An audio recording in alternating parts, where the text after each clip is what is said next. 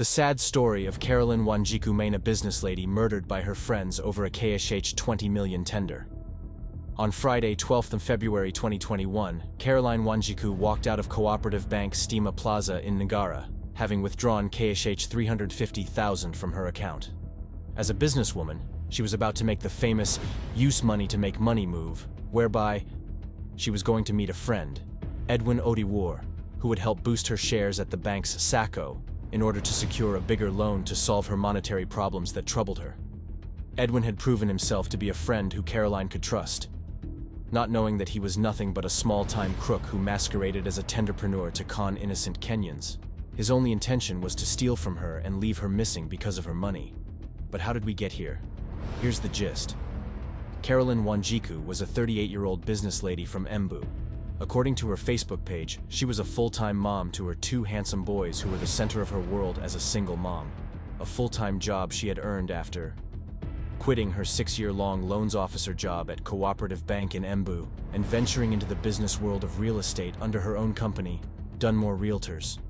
Here she sold land and property to contacts she had made while working at the bank, something that she was successful at because of her excellent marketing skills and business experience that made her a favorite among real estate clients. Moreover, her wit and great interpersonal skills enabled her to maintain valuable relationships with people, both personally and in the business world. Friends who would not only share her joy when life was good, but also mention her at tables she was not present to help her grow in business. Because what are friends for? Such a friend was Mercy Gatiri, a senior staff at Embu County government who helped her construction firm secure a tender deal worth KSH 20 memars to construct pavements in the town, on the condition that she was added as a director to the company. Caroline agreed, like the shrewd business lady she was, since she had also added 2 more business partners into the deal to help raise the money to service the tender. As a former loans officer, she convinced her new partner Steve Odiwar to risk the most by giving away the logbook of his car to a Shylock so as to get loaned the amount required to service the tender, promising that after they were paid, he'd get his logbook and share of the money as agreed. Gladly, they were oiled, and work began perfectly from start to completion.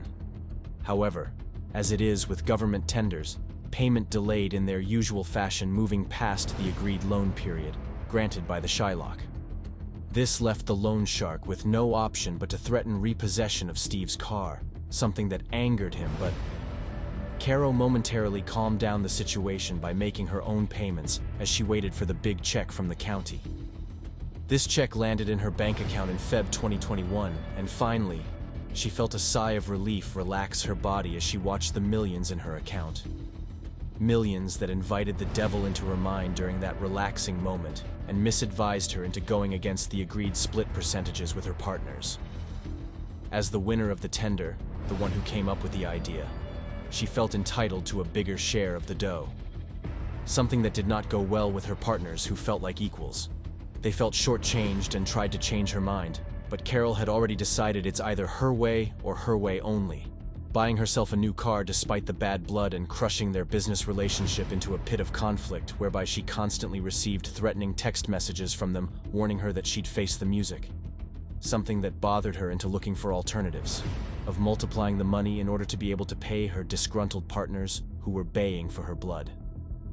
This led her into the cunning arms of Edwin Otieno, who, as a tenderpreneur, had promised to help double her shares at Cooperative Bank SACCO, only to quickly bundle her into a waiting black KCN 300D Toyota Crown by Edwin, who then handcuffed her as she sat sandwiched between him and Samuel, a partner in crime.